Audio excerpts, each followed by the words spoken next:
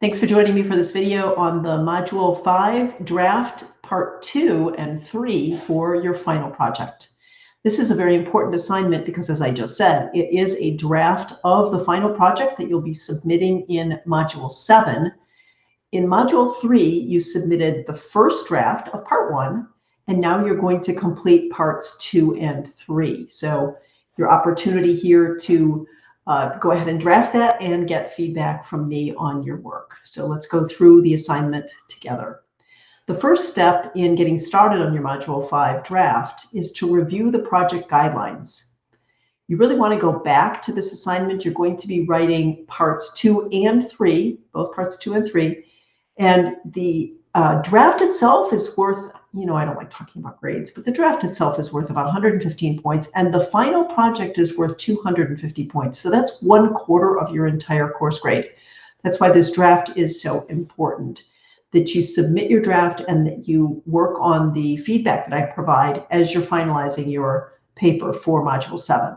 Also, you're going to note when we look at the rubric for this draft that the highest level on this rubric is meets expectation. When you look at the rubric for the Module 7 final project, you'll note that there is an additional category and it's called exceeds expectations. So you need to think about that as we're drafting this one and then finalizing your paper moving into Module 7. So you want to go back and really carefully review the scenario profile that you chose for Module 3. You will be using the same scenario here. Also, please be sure to take time to review the feedback that I left for you on your Module 3 draft, as that can really help you get started on your Module 5 draft. You want to address the feedback that I left for Module 3 as you're drafting Parts 2 and 3 here for Module 5. You also want to be sure to read through each of the sections of the profile one more time. In this draft, you're going to be putting what you learned in the course up to this point and using those key vocabulary terms, putting those into your writing. So just a kind of a tip here, each time I reread the scenarios, I like to think about the connections I can make between what we've learned in the course resources and examples from that scenario. So in other words, where does the real world suggested by each scenario connect with those course materials?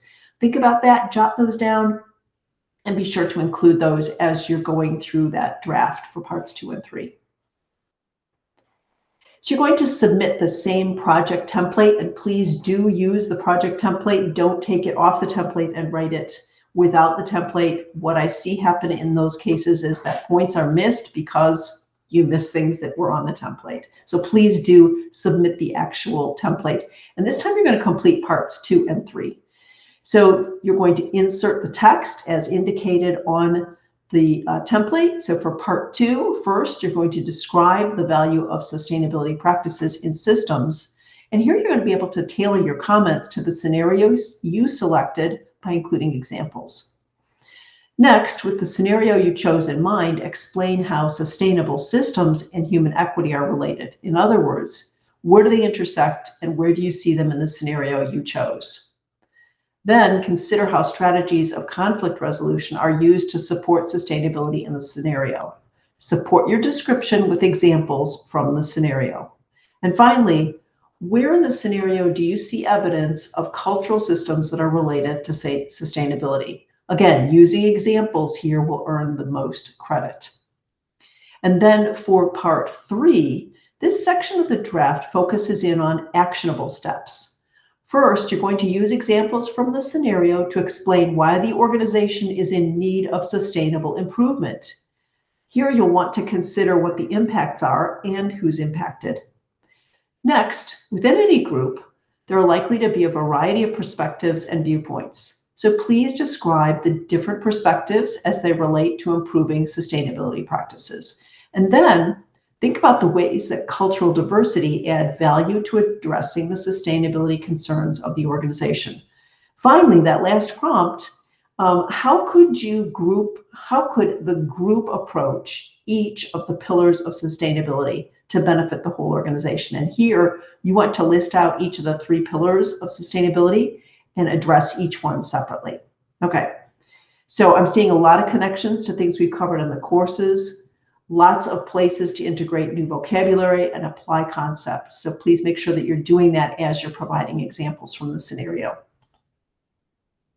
Let's look at the remainder of the rubric. This is the rubric for parts 2 and 3. Let's go through each row here.